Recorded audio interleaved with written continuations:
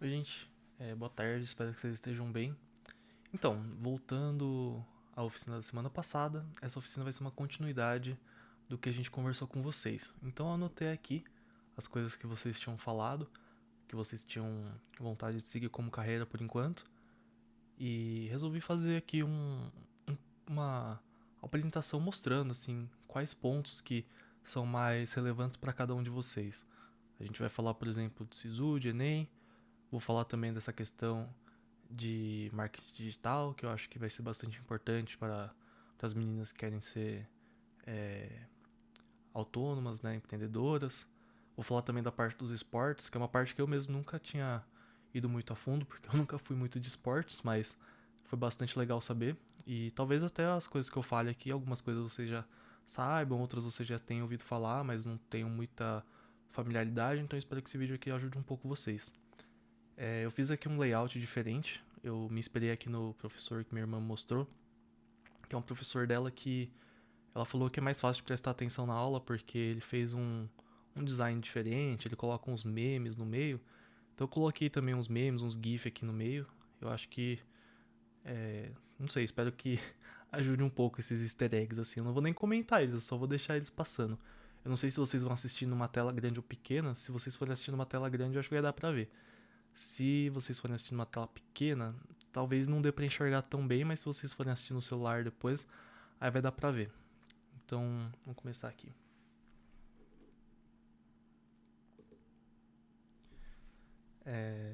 Não sei se esse layout aqui ficou legal pra vocês, depois vocês podem também me dar um feedback quando a gente estiver conversando daqui a pouco. Tentei trabalhar aqui com os gifzinhos, né? Pra deixar um pouco mais dinâmico aqui, fiquei aqui numa... Tô aqui sentado na carteira aqui, né? Não sei, talvez a gente pode fazer depois umas coisas mais temáticas, assim, tipo aula, sei lá, no Jurassic Park, aula no espaço, com uns backgrounds diferenciados, bota umas trilhas sonoras, não sei. Aí, se vocês acharem que ia ficar mais legal, vocês me falam. Se vocês acham que é besteira, aí vocês me avisam também que eu não faço. Dá muito trabalho essas coisas, ficar planejando. Mas se for algo que ajude vocês, assim, eu acho que vale a pena. Então a gente já tá na nossa quarta oficina, né? Já passamos da metade. Vou colocar aqui um títulozinho. Vocês veem que eu tô fazendo aqui no PowerPoint, né? Fiz um esqueminha aqui pra ficar mais dinâmico.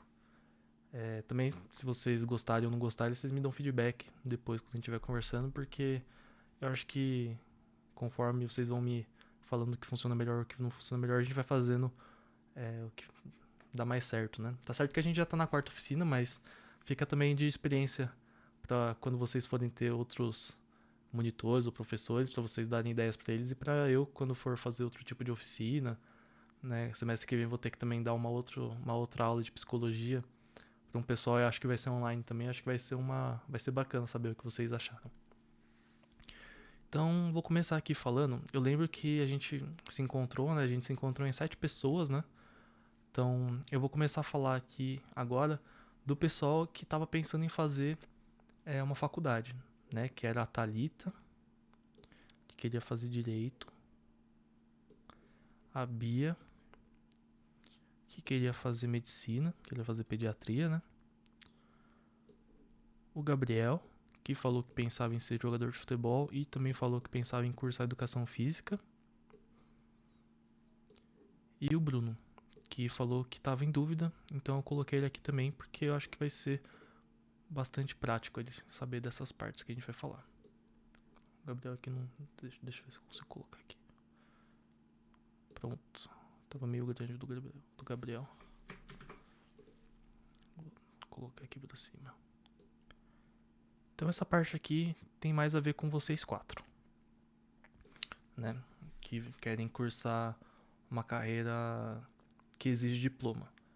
E como que vocês conseguem o diploma? Fazendo faculdade. Talvez uma dúvida que vocês tenham com os nomes, né, das instituições.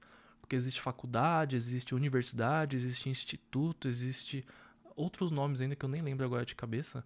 E eu lembro que quando eu estava no ensino médio eu também não entendia muito bem. E quando a gente vai procurar, é uma questão mais burocrática, mas o importante elas vão disponibilizar a vocês um diploma para que vocês exerçam a profissão depois. No caso, por exemplo, da Thalita, ela vai se formar em direito, ela vai ser bacharel. mas ela não vai poder exercer a advocacia, né? Então ela teria que fazer a OAB também. Outras profissões já, por exemplo, eu tô fazendo psicologia.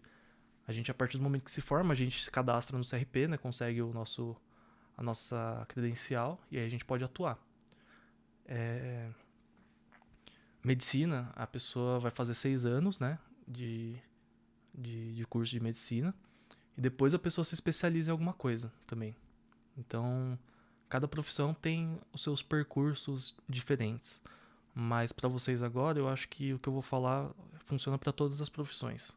E aí, conforme vocês tenham dúvidas mais específicas, vocês podem falar comigo, com a Andrea, né? A Fernanda e a Jéssica também estão aí para auxiliar. E seria muito bacana também vocês conseguirem trocar ideia, às vezes, com alguém que cursa, né? Cursa esse curso, que faz essa graduação. E ter um pouco de noção, assim. Tem bastante vídeos, né, na internet do pessoal que faz o curso. Eu mesmo faço do pessoal que faz psicologia, né? Então, é fácil de encontrar vloggers por aí. E alguns, assim, eles respondem bastante, né? Quando vocês perguntam nos comentários. Então é legal. Tem como conseguir achar. Nos grupos de Facebook também, se vocês forem procurar, também tem o pessoal que se disponibiliza a dar uma luz para quem tá perdido, mas já tem uma noçãozinha do que quer fazer. Então são várias trajetórias possíveis. Então eu vou tirar aqui os cursos, né? Que eu já comentei com vocês. Ops. O ruim de usar o PowerPoint é que às vezes tem que clicar certinho nas coisas, senão ele não entende o que a gente tá fazendo. Deixa eu tirar já de uma vez aqui.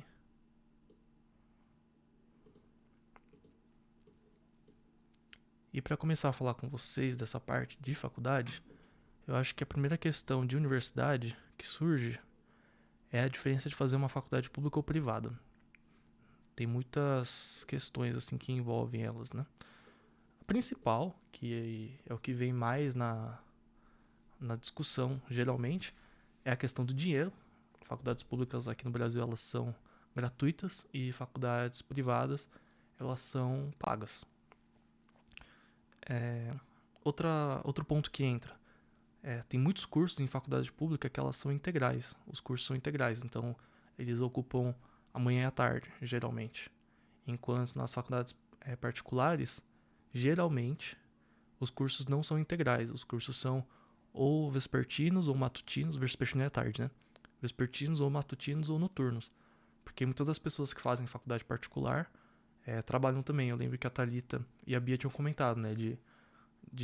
Da possibilidade de trabalhar enquanto fazia faculdade. E tem como fazer, né?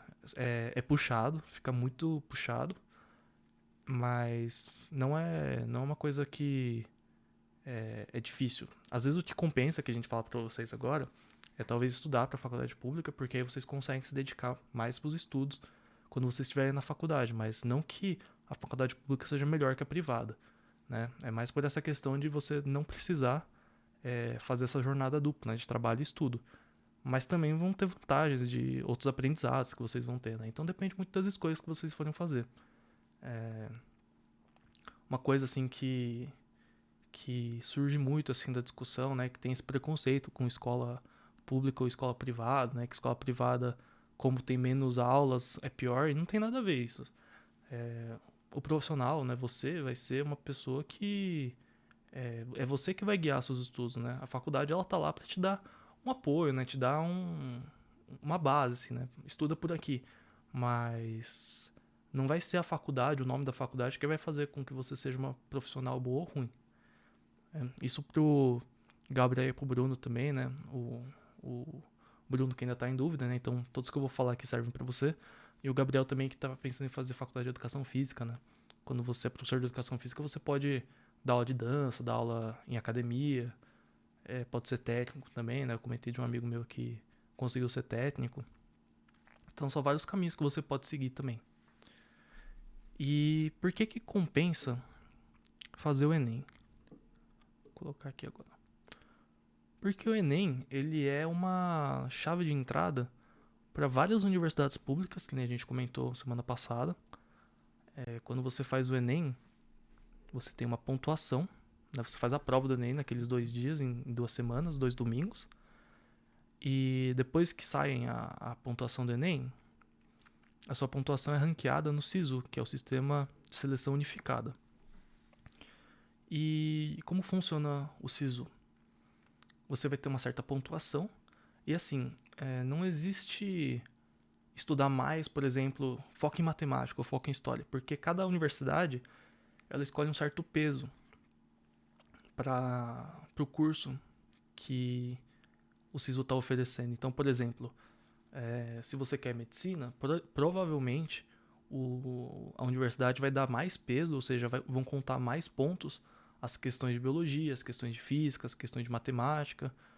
Se você quer fazer direito, a universidade provavelmente vai dar mais peso para as questões de história, as questões de português. Então varia muito. E tem universidade que não faz isso. Mas se você já tem uma universidade que você tem muita vontade de cursar ou viu que é muito boa assim, a logística, sabe? Você não vai ter que se movimentar muito, você não vai ter que morar muito longe. Compensa dar uma olhada nessas universidades e ver quais que são os pesos para quais cursos. Porque aí você consegue se planejar um pouquinho melhor também. O que eu falo pra minha irmã, por exemplo, é que redação é importante. Assim, todas que eu vi, que eu lembro que eu vi na época que eu prestei também, a redação ela tinha um peso maior do que as outras coisas. E a redação é muito importante também porque você não pode zerar ela, né? Você não pode ir muito mal na redação, né? Você tem que ter uma nota mínima para conseguir bolsas eventualmente depois também. Então, temos essa parte aí do Enem, né? Que abre as portas com o SISU. E acho que vale a pena que a gente fale também de cotas, porque quando você vai prestar o Enem, não sei se vocês já viram, mas existe a ampla concorrência, as cotas PPI, que é Preto Pardo Indígena, e as cotas EP, que são de escola pública. E aí, conforme você se encaixa em alguma delas, você pode concorrer dentro daquela categoria. E geralmente a nota de corte é um pouco menor. São menos vagas também, mas vale a pena, dependendo do tipo de curso que você quer fazer. Geralmente vale a pena se você tiver uma pontuação um pouco menor que não daria para concorrer em ampla concorrência.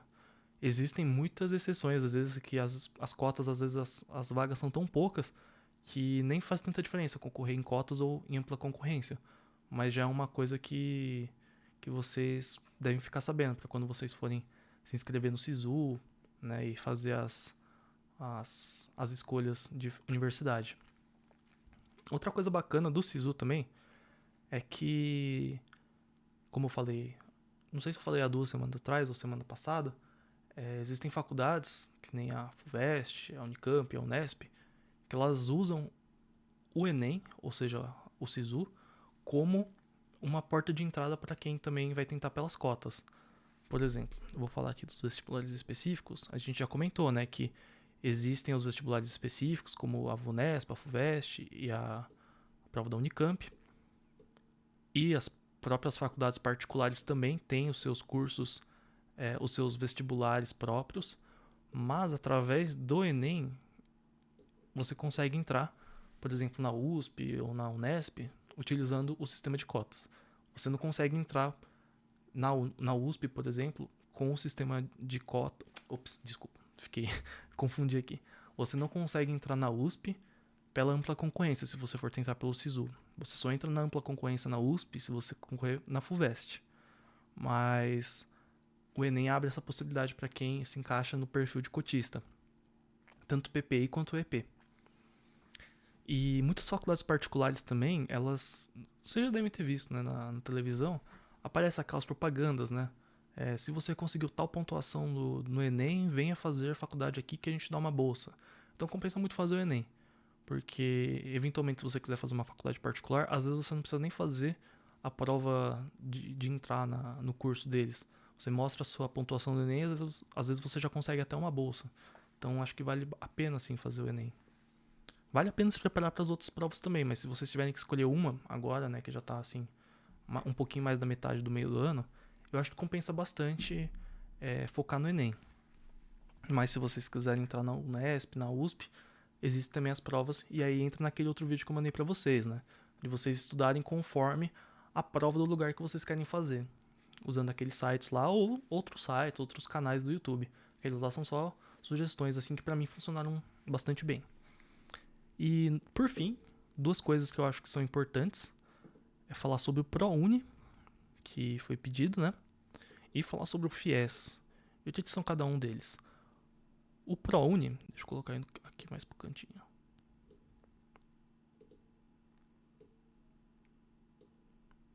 Vou colocar o SISU aqui porque é através do SISU que você consegue se candidatar nos dois. O ProUni é o programa Universidade para Todos. E ele concede bolsa de 50% e de 100% para os estudantes. Para vocês concorrerem, vocês têm que se encaixar também nos perfis socioeconômicos que eles disponibilizam no site. E aí, vocês se inscrevem através do SISU nas faculdades que estão disponibilizando para a Uni. E aí você consegue concorrer com outras pessoas para ver quem que tem a maior chance de conseguir a bolsa. Você pode se inscrever em 2 faculdades, até se eu não me engano. Eu acredito que as meninas da manhã também vão trazer um pessoal para falar sobre o ProUni. E aí, se elas disponibilizarem um vídeo pra gente, eu posso mandar para vocês também, se vocês tiverem interesse. Ou até eventualmente a gente pode fazer um vídeo mais focado até no ProUni. Talvez seja até mais bacana, porque eu acho que surgirão várias dúvidas, né? Às vezes com essa primeira conversa que a gente está tendo sobre ProUni mais especificamente. E o FIES é o programa de financiamento estudantil do governo também. O que acontece? Quando você vai fazer uma faculdade particular, mesmo que você tenha bolsa, se não for de 100%, você vai ter que pagar uma certa mensalidade. E às vezes a gente tem que fazer empréstimos, né, para pagar essas mensalidades. E empréstimos vêm com juros. Você já deve ter feito, né, vários exercícios de matemática disso aí. Quando a gente está estudando exponenciação, esse tipo de coisa.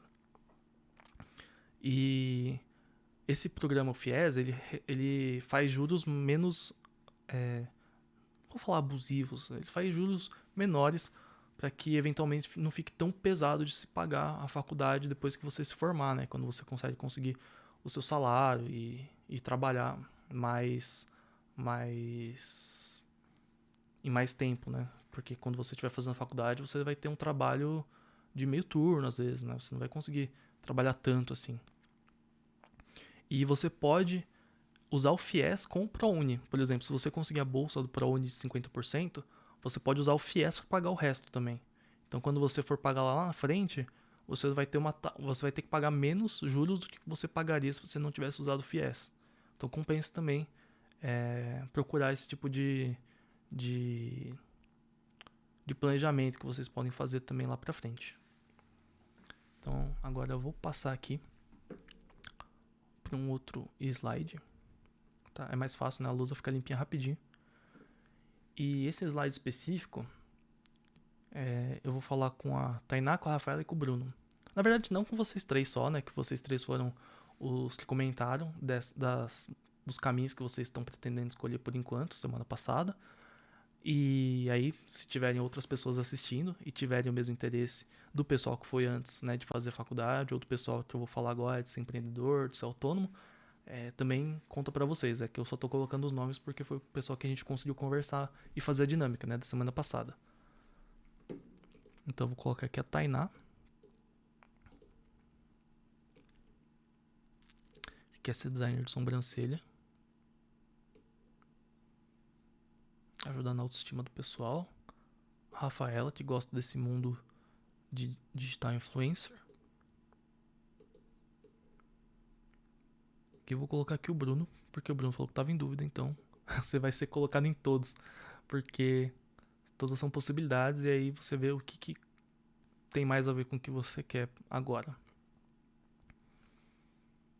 Então são essas 3 pessoas aqui o perfil dessas 3 pessoas, né? Não só as pessoas que eu falei antes também, se quiserem mudar também, né?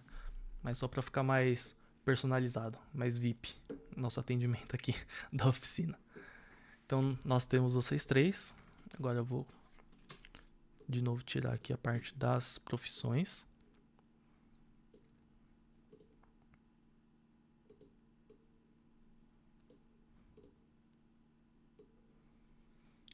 E o que vocês podem fazer para se preparar e em ser mais bem sucedido nessa área que vocês escolheram? Existem os cursos profissionalizantes. Eu lembro que a Tainá já comentou, né, que já tinha feito, eu estava pensando em fazer.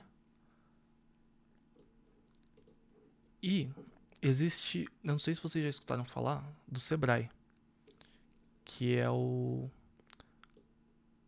Ih, eu preciso pegar minha cola que eu esqueci. Eu anotei o nome aqui do Sebrae e esqueci o nome, acredita?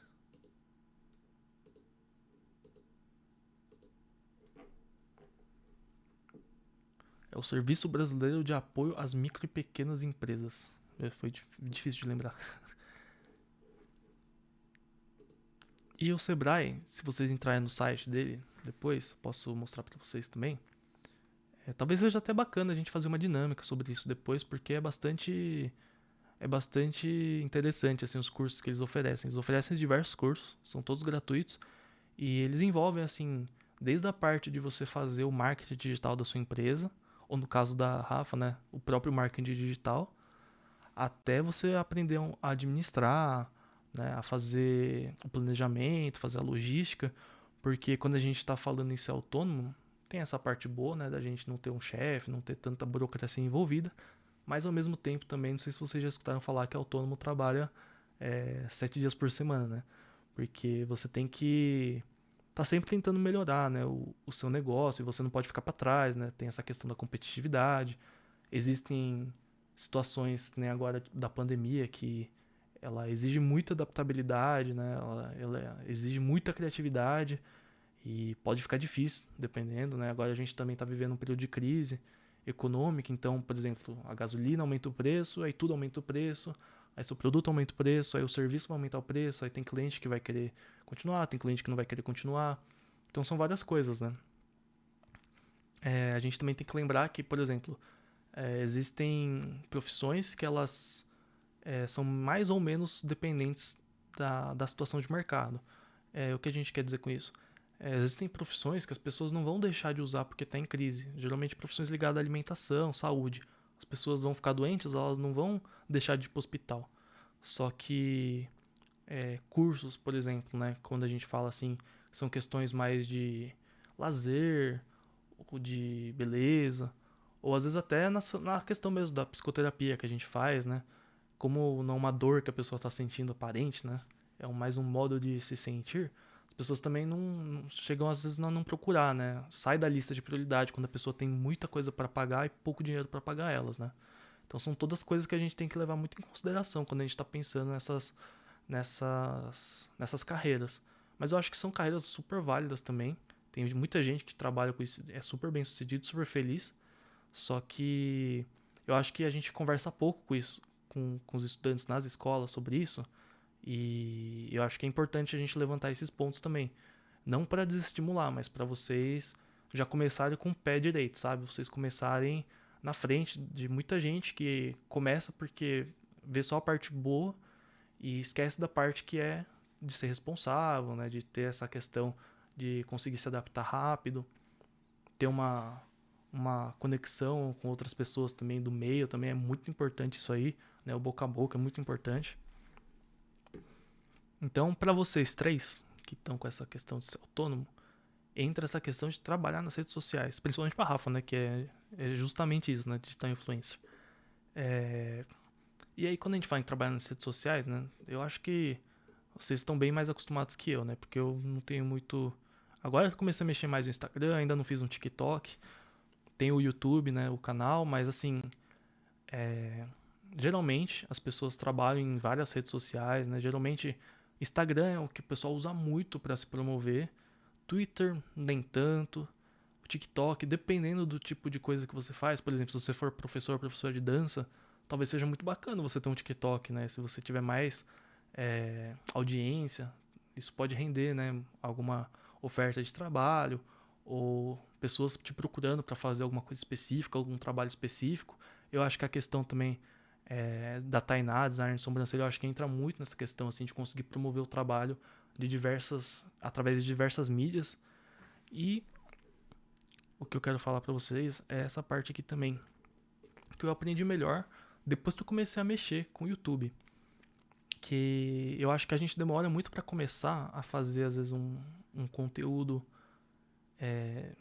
com essa questão, né, voltada para nossa vida profissional, justamente porque a gente tem muita dúvida, né, se a gente vai conseguir ou não fazer um conteúdo de boa qualidade. Então a gente fica, poxa, mas a minha iluminação é ruim, minha câmera é ruim, o meu áudio é uma droga, poxa, então não vou começar agora, né? Porque se eu começar agora, vou começar mal, eu quero começar quando tiver tudo certinho. E assim, por experiência própria mesmo, e vendo alguns vídeos depois também no YouTube sobre produção, eu acho que é muito válido, aliás, vocês verem vídeos sobre produção, ainda mais para cada tipo, né, de produção que vocês forem fazer. Mas assim, existe muita coisa que a gente nem consegue pensar antes de a gente colocar a mão na massa. E existe muita coisa que depois que a gente coloca a mão na massa, a gente começa a ver que dá pra fazer algumas gambiarras, sabe? Você consegue. Tem coisas que você consegue. Consegue quebrar um galho com coisas mais baratas, tem coisas que você consegue pegar emprestado de um amigo que não tá usando, tem coisas que você vai ter que investir um pouco, mas assim, conforme você vai trabalhando nisso, você vai vendo quais são as suas prioridades, porque antes da gente começar, a gente acha que a gente tem uma lista de prioridades, né? Uma ordem. E depois que a gente começa, a gente vê que essa ordem não é bem aquela que a gente imaginou antes. Então é muito importante começar logo. E para você ver, né, quais são as suas seus pontos fortes e seus pontos fracos. Eu, por exemplo, ainda sofro muito em fazer conteúdo de, de curta duração. Vocês estão vendo que já está com 26 minutos esse vídeo. Tô trabalhando nisso. Antes os meus vídeos ficavam ainda maiores, acreditem. Mas a gente vai trabalhando isso aos poucos. A dicção também é uma coisa que eu não tenho uma dicção tão boa que nem outros amigos meus que estão trabalhando nessa parte assim de fazer conteúdo digital. Então também estou trabalhando nisso. Algumas coisas já melhoraram, por exemplo, minha questão de saber mexer um pouco mais com edição. Antes eu não sabia fazer essas coisinhas aqui, né? Que nem eu tô mexendo aqui agora na minha cabeça, né? Aprendi a colocar os gifzinhos, né? Aprendi a fazer várias coisas assim que antes eu não sabia.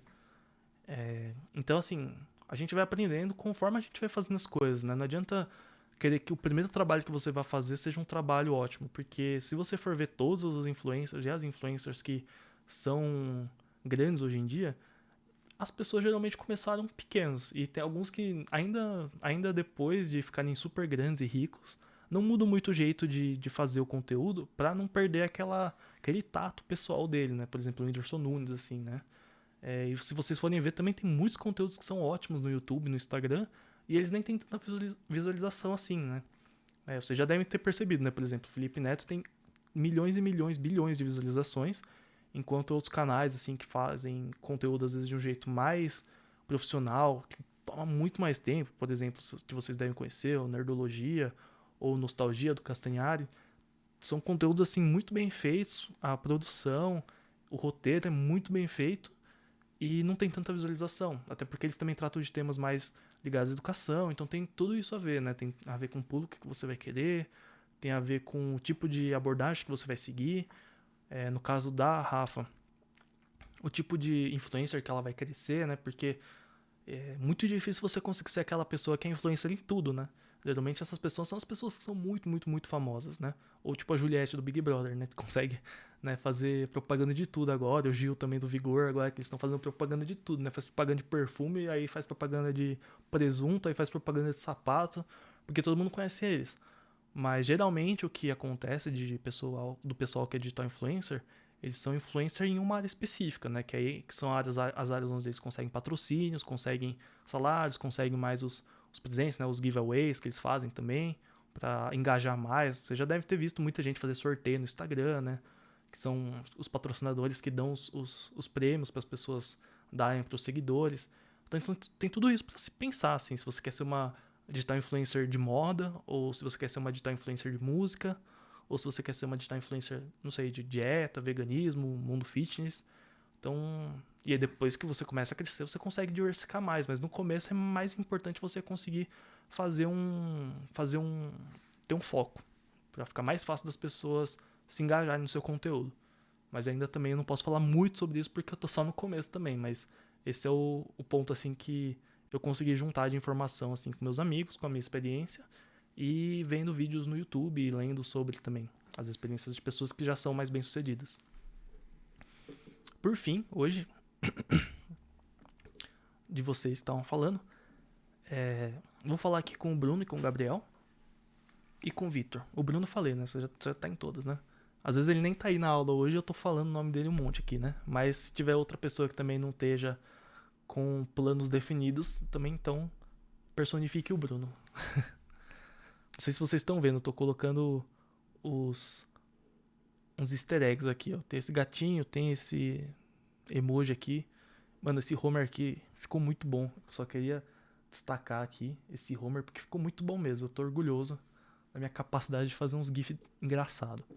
Talvez vocês não estejam nem dando risada, mas pra mim foi... Eu fiquei orgulhoso mesmo. Então eu vou colocar aqui de novo os nomes das pessoas. O Bruno, o Gabriel e o Victor. O Bruno que está em dúvida. O Gabriel que a gente já comentou antes, né? E o Victor. E por que eu coloco vocês três aqui juntos? Porque entra nessa carreira um pouco de autônomo por enquanto, né?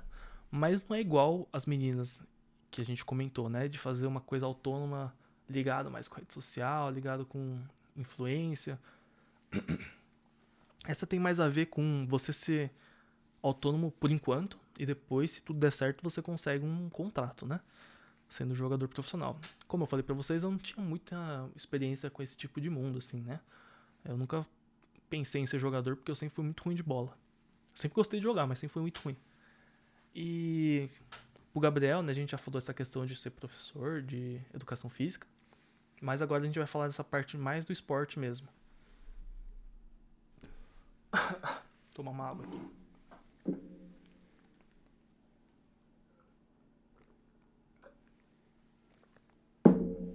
Então vou tirar aqui de novo.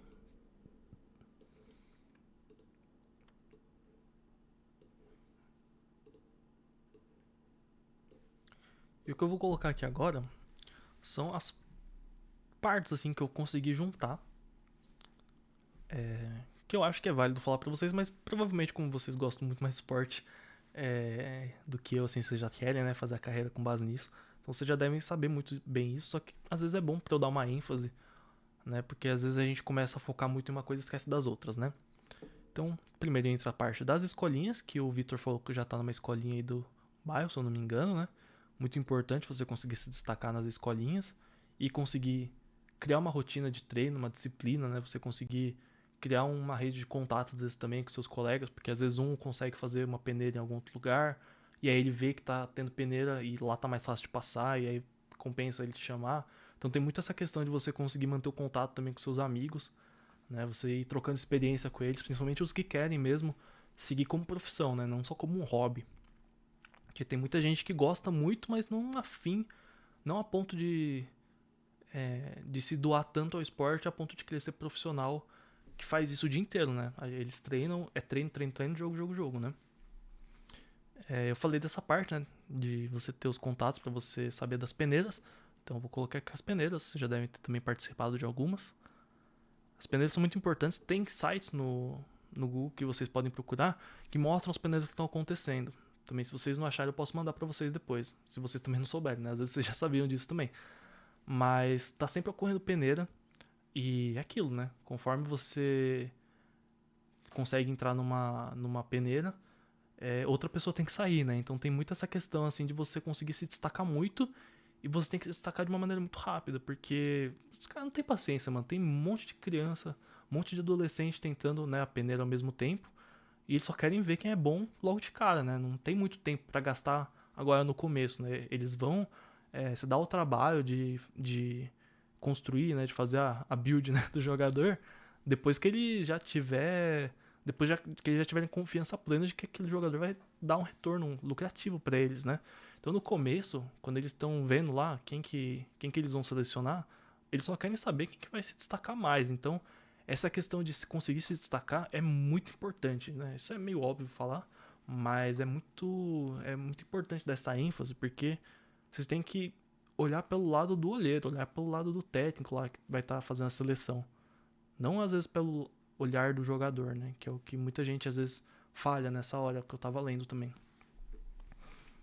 A parte do muito treino, óbvio também, mas sempre bom dar essa ênfase nessa ter a disciplina.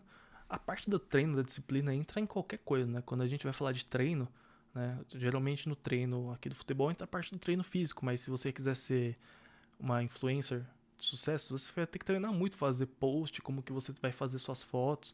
Se você quer ser médico ou advogado, você também vai ter que treinar muito, né? Só que treinar a questão de estudar para vestibular, a questão de treinar como você vai se inserir naquele mercado. Então, essa parte do treino, da prática, entra em todos, mas nessa questão aqui do jogador entra essa questão do treino físico mesmo, né? Acordar lá, fazer flexão, ficar com a dieta boa, porque também não tem como, mano. Se você quer fazer um negócio profissional, você tem que ser.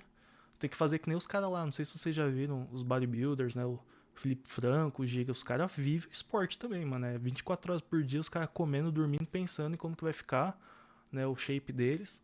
E no caso do futebol, como que vai ficar o seu rendimento, né?